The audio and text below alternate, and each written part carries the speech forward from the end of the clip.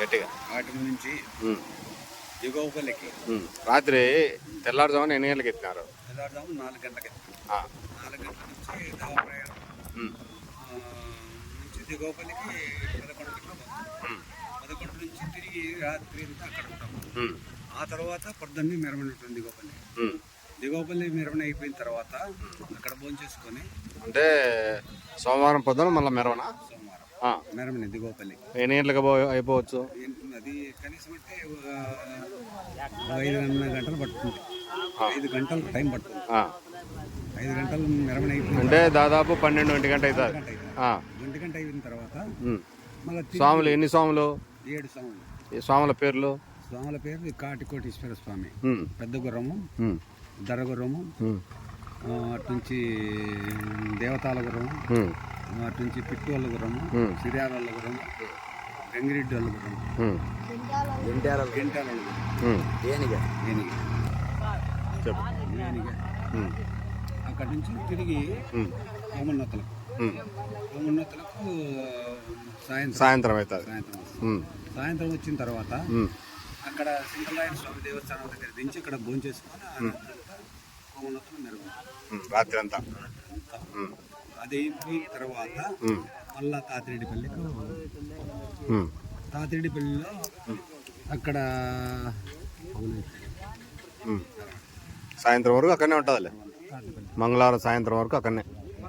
సాయంత్రం మెరవని అయిపోయిన తర్వాత మళ్ళా నేర్జంపల్లి నుంచి నేర్జంపల్లికి పోయిన తర్వాత అక్కడ రాత్రి కావచ్చు, బుధవారం కావచ్చు. బుధవారం అనంతరం అక్కడ అయిపోయి నుంచి మళ్ళా తిరిగి చిల్లవారపల్లికి. ఈ గ్రామస్తులు ఎంతమంది ఇచ్చినారు? గ్రామస్తులు 150-200 మంది ఇచ్చినారు. ఇక్కడ చిల్లారపల్లి నుంచి 200 మంది వచ్చినారా? ఇంకా సాయంత్రానికి ఇంకొక 50 మంది పెరుగుతారు. పనులు ఇచ్చేవాళ్ళు కాబట్టి పెరుగుతారు. 250 మంది. అది విషయం. అంటే ఈ గ్రామంలో ఈ మెరవన చేయడం వల్ల ఆ గ్రామానికి శాంతికి చేకూర్చే అవకాశం చాలా అవకాశాలు ఉన్నాయి. నమ్మిన వాళ్ళకు ఎప్పుడైనా దేవుడు ఈ పని మొక్కలు కాపాడుతాడు.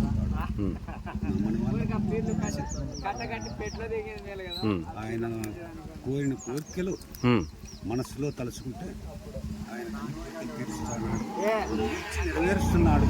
ఇంకోటి పెద్ద ఆ గ్రామంలో ఎవరైనా ఏదైనా మొక్కుబళ్ళు తీర్చుకుంటే డైరెక్ట్ మెరవన్లో నుంచి ఆ ఇంటికాడికి పోయే అవకాశాలు ఉన్నాయన్నారు. నిజమే?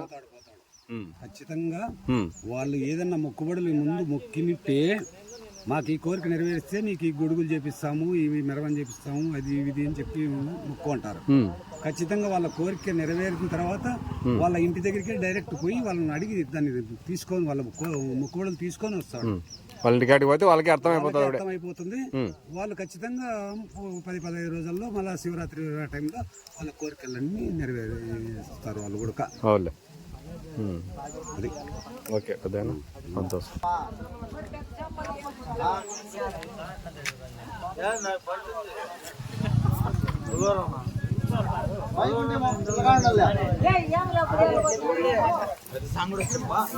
చిల్లవాడపల్లి స్వాములు వస్తున్నాయి.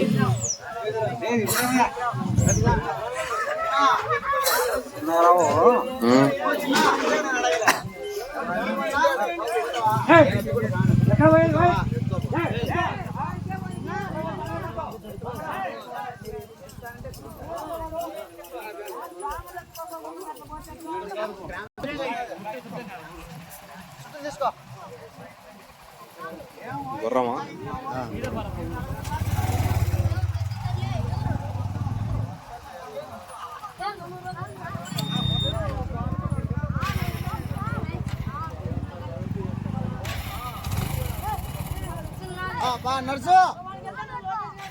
కత్తి కత్తి ఉండాలనా?